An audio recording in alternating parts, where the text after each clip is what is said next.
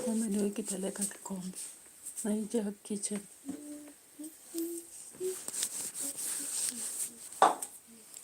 Okay guys, welcome to Edutainment for Us. Today we are going to have a very short live stream, political, then we come to a social reaction very fast. So I thought I would have made it to do live streams during the day, but I never made it. So now we come here this hour. And of course, there is fire on the mountain in ODM. People have been talking about this. We've been talking about this repetitively. But most of the members in ODM have been rejecting, or rather indicating there is nothing that is going to split ODM. The reality is that whether they accept or not, from the talks that we can hear, and today, of course, there was a meeting in KAWANGWARE involving SIFUNA, BABU, ORENGO, among other allies. Of course, we should expect people like Onyonka can be there. Anyang Nyong is one of them, of course. Who else? Hamisi, Osoti, among others, who've been actually standing. Alai, yeah. I trust Alai is also in that team.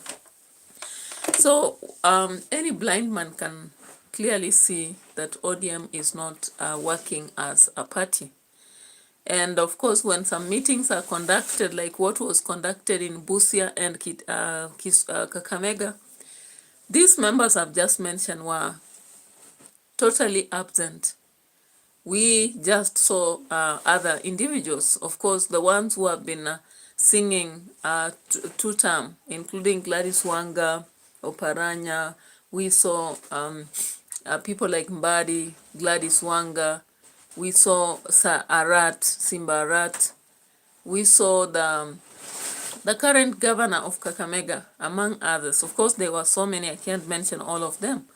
So it is common sense to understand that when that meeting was being held, especially the Kakamega one, we saw another one which was held in Nairobi again. And the lead was Winnie Odinga plus Raila Jr., among others. And of course, I understand that Winnie would not have held a meeting just on her own. She possibly had some support, maybe from Babu, Sifuna, and the rest of them. So you saw the other day, Sifuna was asked why he never turns up for meetings. And also Babu was asked, and Babu said, of course, we hold meetings, but in different settings, different places. That was an answer to tell you clearly that depending on the theme of the meeting, they turn up when they want. Sifuna once said clearly that he cannot turn up in a meeting where he just has to say yes to what he doesn't believe in. And that was a parliamentary meeting. What about these meetings that have been conducted in Kakamega and Busia? Of course, we never saw him. He was dominantly absent.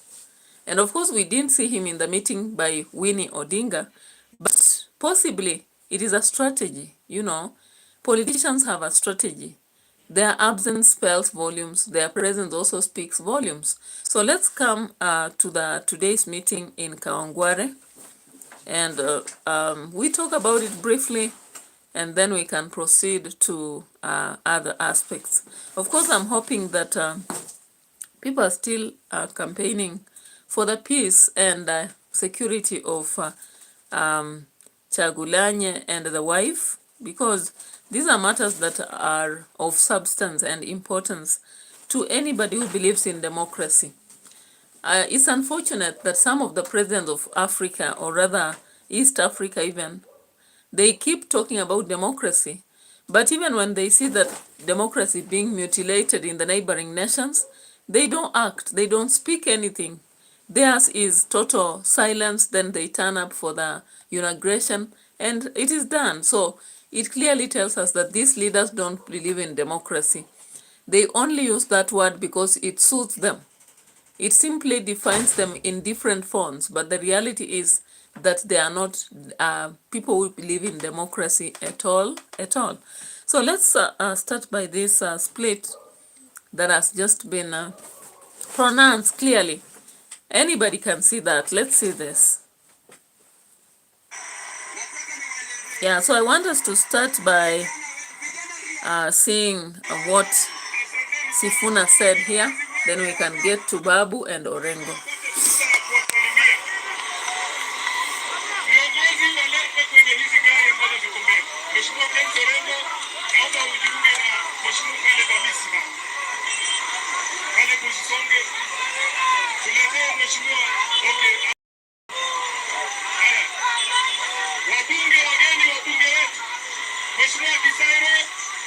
Mheshimiwa Kisairo pamoja na Mheshimiwa Barongo, kuna gari ya MP hapo Babu wako ndani, tafadhali jiungeni na Babu.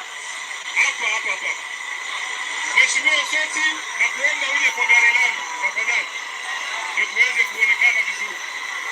Plant-based black man, welcome to the channel. Thank you so much for showing up. As we proceed into this political reality.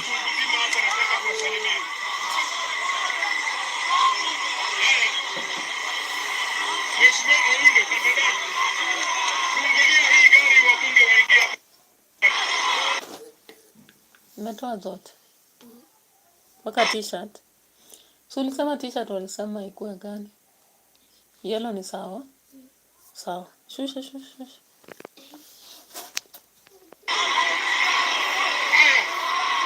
Tunataka kwenda kwa haraka. Pitisha gavana James Orengo tafadhali. Fungulia gavana hapa tafadhali.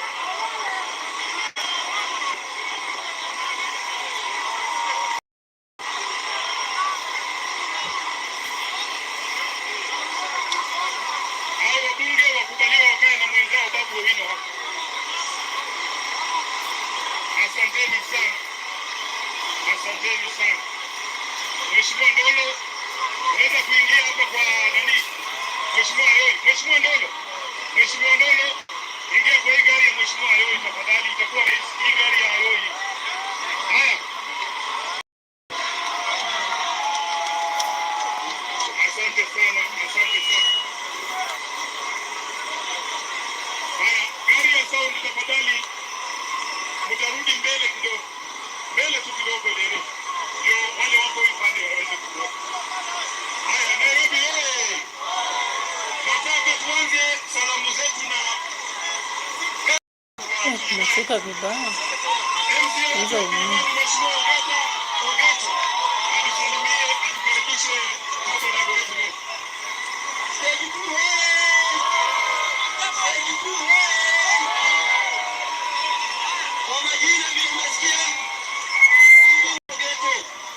Chairman wa ODM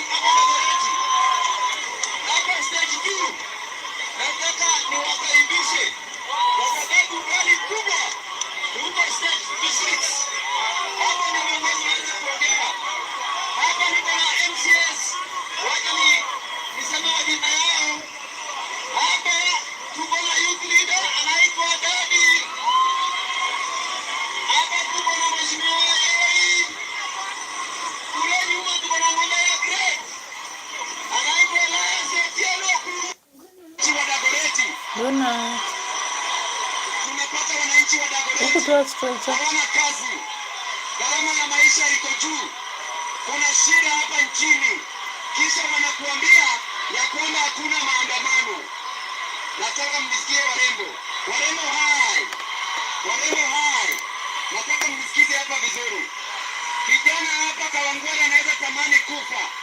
Lakini huyo kijana hana hata pesa ya kununua kamba ya kujinyonga nayo. Kwa sababu gharama ya maisha iko juu, ushuru iko juu, corruption iko juu, na serikali iko wapi? Chini. Sasa wakituambia tupigania haki yetu, wanasema raundi hii hakuna maandamano. Acheni niwaulize, tulipokuwa tukifukuza wazungu kutoka Kenya, si kulikuwa na maandamano? Si maandamano nilifukuza wazungu? Tukitaka multi-party 1992, si maandamano nilileta multi-party? Kutoa Moi silikuwa ni maandamano? Ili baba salamiane na Kibaki silikuwa ni maandamano? Ili baba salamiane na Uhuru silikuwa ni maandamano? Ili baba salamiane na Ruto ilikuwa ni nini? Ili ushuru Benyai kuongezwa silikuwa ni maandamano ya majenzi? Kwa hivyo maandamano ni mbaya ama ni nzuri? Maandamano ni mbaya ama ni mzuri? Maandamano ni mzuri kwa sababu maandamano yanatuletea mabadiliko. La mwisho tumeambiwa na wadozi juzi, jambo walipokuwa kule Nyanza, wanatuambia ya kwamba ati wanataka kupeleka mmoja akiamka anatuambia ati baba amemtumia ndoto. Baba hajatumia hata aida ndoto, wewe baba anakutumia ndoto kama wewe ni nani? Alafu kama mtoto wa baba mwenyewe Winnie Odinga hawezi pewa kitu kwa chama ambayo baba ndiyo founding member na ametengeneza chama kwa miaka 20. Winnie hawezi pewa kitu, mtoto wa baba. Wewe utapewa nini? Kama Winnie hawezi pewa, wewe utapewa nini? La mwisho tuliambiwa tunaenda Singapore. Musa alituacha tukiona Canaan, si kweli? Na Musa alisema Joshua ndiye anatupeleka wapi? Do you want a weaker Joshua or a stronger Joshua? Do you want a weaker Joshua or a stronger Joshua? Do you want an older Joshua or a younger Joshua? Kwa hivyo tunasema Singapore hatuendi, lazima tubaki hapa Kenya tutatue shida zetu. Vijana ria, vijana tuli, vijana Kerala, Orengo wamama mme, na tunaita NDC, tukiita NDC. Haya, sikia hii sasa la muhimu. Vijana ria, tunaita NDC. Kwa hiyo NDC, Babu Owino akishapata party leader,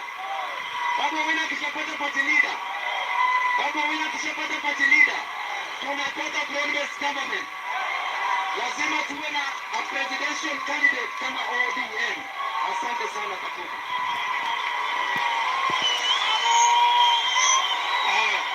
All right, guys. So you realize that we have members of ODM party who have come out with a comparative force to actually make the older members of ODM and other members who feel like they are satisfied, including Gladys Wanga, Junet, Mike, not Mike Sonko, but the Yusuf, the former Governor Mombasa, among others, to actually reckon on them and remind them that ODM is a party on its own, that it needs a candidate, that they are not satisfied.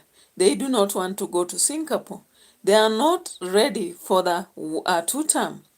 So when you actually listen to what happened in Busia, of course, we did an analysis on that, and then come listen to what is happening here and what Winnie Odinga was actually perpetuating, you realize that we have a split party.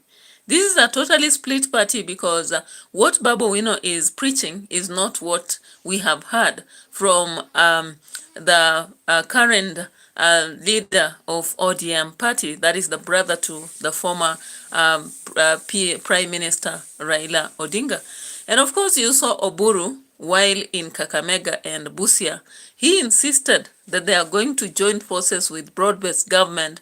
They are going to be in government or part of government, and they are going to have an agreement with them, right? Of course, this is someone who is ready to have an agreement and join alliances with the UDA. But now, when you listen to other members within the same party, and in fact, one of them is a secretary general, and he is going about with the rallies, which are equally like a decampaigning force, telling the young people that they are not part of the two-term, they are not going to, support any UDA member, and they are not going to be behind anyone. Of course, you've realized that Babu Owino has not turned up in these other meetings like in Busia, Homa Bay, and Kisumu, among other places. But he has been able to turn up in Nairobi. Why did they have to start with KAWANGWARE? Of course, KAWANGWARE is one of the places with a very high population. It covers people who come from Nyanza and others from Western. So, and of course, we have now those from Mountain. But then the young people in such places is great. And of course, you just saw the numbers. When you look at the crowd that was shown on camera, That is a very large crowd. Are they trying to actually force out the leadership from the current hands? Junet, the other day we heard him saying that unless the court hears the plea of some of these people and turns the verdict, the current governor of Kakamega will continue to lead. And it is such a situation of confusion that actually places some people. Of course, the current government, the regime is so happy. When ODM is weak and it's split, it gives them a mileage. Actually, the bargaining ground for Oburu Odinga becomes very minimal in reality, and like if ODM was strong. But then, how can it be strong when ideologies are pushing sides? One of them is two-term, others are one-term. Others don't want to have a candidate, while others want to have a candidate. Now, I don't know how they'll come up with an agreement, because from Sifuna's talk, it seems that some people are not ready to actually even listen to the agreements set together. Let's just get to hear what he'll say right here.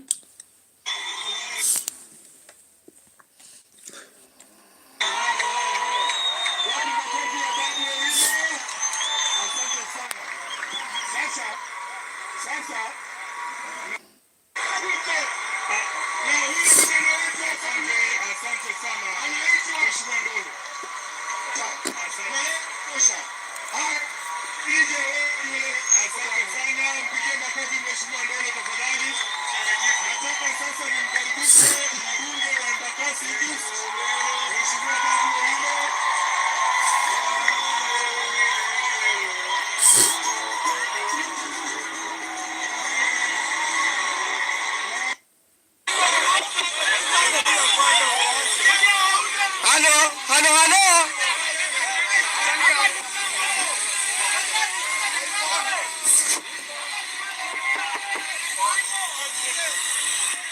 Check. Wamepigia Bishop Cornelius Simiyu masiache kina SIFUNA wakuja kwa kanisa yako, hatiyo kanisa watabomoa. Sisi tumekosea nani? Na mimi nataka niwaambie kitu, watu wangu wewe. Bwana Mungu niambie. Nataka niwaambie kitu mwenyewe. Wakati tulikuwa tuseme Annabelle, kuna jamaa ndani ya chama. Annabelle, hebu lala vizuri, mimi sitaki kusikia hayo masauti.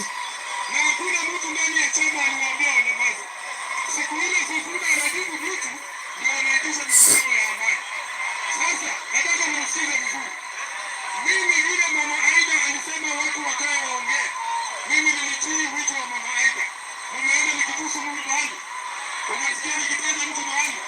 Sasa mimi naheshimu mama, tulisema watu wakae waongee. Lakini ile pande nyingine wamekataa kukaa kimya. Hata baada ya Central Committee ya chama kupitisha kwamba chama kitazungumza na vyama vingine vyote kujua huo kuzini na the best deal.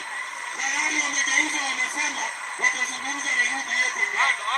Alafu tukiuliza maswali wanataka sisi tukiuka yale mambo ambayo chama kimeafikia. Mimi kama SIFUNA nitakufa kwa ukweli wangu. Chama cha ODM kilikuwa ni chama cha wananchi. Hakuna siku chama ya ODM imekuwa mambo ya kufanya madili kwa botu akipande kuna wananchi kulia.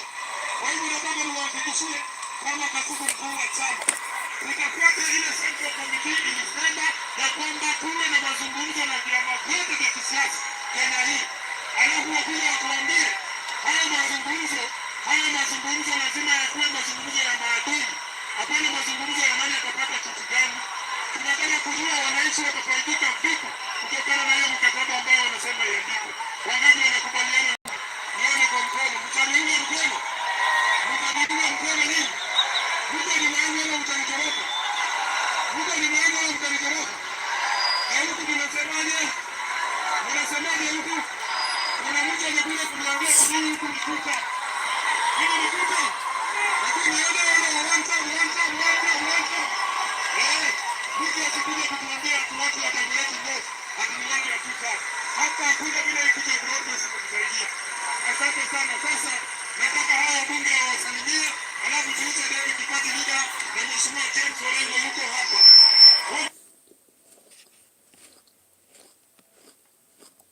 Na la kwanza tunasema ni ya kwamba baada ya baba ni babu. Na ni babu kwa babu. Na bila babu kunapa. Asanteni sana. Sasa nataka niwaelezee hivi wananchi wa Kawangware. Hapa Dagoretti North. Nataka niwaulize yule mama ambaye anauza kwenye ile duka. Yule kijana ambaye anaendesha bodaboda pale. Yule mzee wangu ambaye anaenda kwenye jua kali pale. Niwaulize swali moja. Umeona progress nyumba yako? Progress wamekulipia fees? Biashara yako imeinuliwa? Vijana wako wanaenda shule? Pesa ya matibabu umepata? Kwa hivyo progress ni buu? Progress ni buu? Progress ni buu? Jambo la pili. Hawa wadozi wetu ambayo wako juu hapa wanatuambia kila siku ya kwamba sisi ni watoto. Babu wenu ako na watoto wangapi? Na anataka aongeze wangapi? Huyo ni mtoto. Mtoto mwenye anaweza pata watoto ni mtoto. Saa ya vita, babu ni mkubwa. Saa ya kuingizwa jela, babu ni mkubwa. Saa ya kumeza tear gas, saa ya maandamano, saa ya chakula, saa ya chakula. Jamani, hiyo ni ungwana. Nataka niwaelezee hivi. Kijana wetu, vijana ria.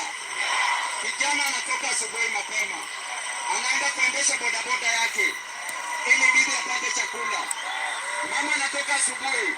Anaenda kuuza mboga ili apate karo ya shule. Baba yetu anaenda kwenye mjengo ili apate kodi ya nyumba. Kisha anarudi jioni, wakisharudi hakuna pesa. Mtoto anakuangalia kama mzazi. Bibi anakuangalia kama mwanamume. Wanakuuliza maswali, lakini wewe hauna jibu. Hauna pesa. Pesa hakuna kwa sababu serikali imemaliza pesa yote. Tunapata wananchi wa Dagoretti. Tunapata wananchi wa Dagoretti hawana kazi. Gharama ya maisha iko juu. Kuna shida hapa nchini. Kisha wanakuambia ya kwamba hakuna maandamano. Kana si kweli? Na Musa alisema Joshua ndiye anatupeleka wapi? Do you want a weaker Joshua or a stronger Joshua? Wanatuambia kila siku ya kwamba sisi ni watoto. Mimi ninamjua. Mimi ndiye nani? Mimi ndiye nani? Mimi ndiye SIFUNA. Na kwa maombi yenu na kwa maombezi ya Mungu, mimi bado ndiye katibu mkuu wa chama cha ODM. Mimi ndiye seneta wenu hapa ambaye mlichagua. Alright guys, when we look at that, and Junet, while being interviewed recently on JK Live, said that these are strategies they are using. So remember at some point, Gachagua said that ODM is actually split because of Baba himself. He wanted one group that will be a watchdog, while the other one will be actually pretending to be so close to the government. How true is this? You know? When you sit down again, you begin to ask yourself, when someone like Babu said that when it reaches to the food or the table, the festive table, they call him a kid. But when it comes to responsibility and other parts that are tasky, he is an adult. Does it mean then that his only cry is being away from the dining table? Does it mean if he was given a given position in the broad-based government, he would see that as okay? Or what does that statement mean? Maybe you can drop a comment in relation to that so that we understand your take on this if you are watching us. Now, SIFUNA also on the other side says that they are not in the supporting the broad-based government. Now, the other day, I was shocked. UNET revealed to us that whoever came up with the broad-based organization was Oburu Odinga. he indicated that with his brains, he was able to mold the ODM and UDA agreement. And of course, that is why they are sticking unto him, so that he continues to actually rally for ODM party. So looking at this again, there are so many questions we have to raise about ODM, whether it is the split one or what is it. Are they putting so much pressure on government so that the government sees the essence of ODM? Now those people like Sifuna and the rest maybe realize that if they are going to keep quiet, then a lot of their people will be left out. Remember, ODM as a party covers a lot of people. And if they are going into an agreement, it means a half of them are going to be split and placed aside. So is it a selfish act of fighting for their position that is making them split? Or what is their interest? Do they really fight for ODM as a party to maintain its image? Or are they doing so just to make sure that they are being heard every day? And when they do that, then the president recognizes even some of them whom he has forgot. Those are questions we should actually be very sharp to ask ourselves. Now, looking at the comment section, a lot of people have talked about the need, they are interested in seeing Singapore. Others are saying that ODM is not Odinga property. It is funded by public money, so Winnie is not entitled to a position.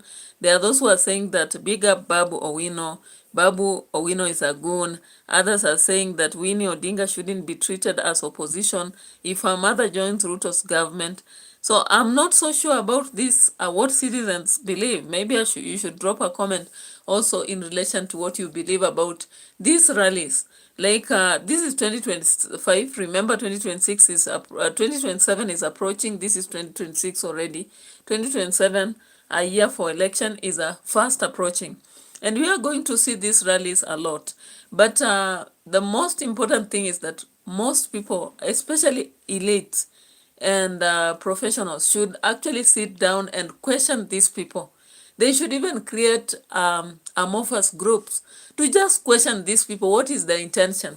And because we can see through their arguments, using those arguments, we can really place a very solid point where we can question them a lot and put them into accountability. Because what is essential in our country currently is making the politicians answerable to most of our challenges and the situations that we are facing, whether it's in working institutions, whether it is in social realms, or any other situation where they are directly or indirectly involved, so that we get to have a better nation when it comes to 2027. Or else, if we just keep following their scripts, then they are going to lead us as in a place that we cannot come out of. And by 2027, they'll be able to fix us and just disappear to thin airs. Yeah, so I think today I didn't have a long video. I had already promised it will be a short video, and I think I've kept my word. So adios till tomorrow. There's a lot of things to talk about, but I think we'll talk about tomorrow, because we can't manage to really have a longer presentation. But I always welcome you to watch my videos, share and subscribe to the channel as we keep growing croco by croco every day.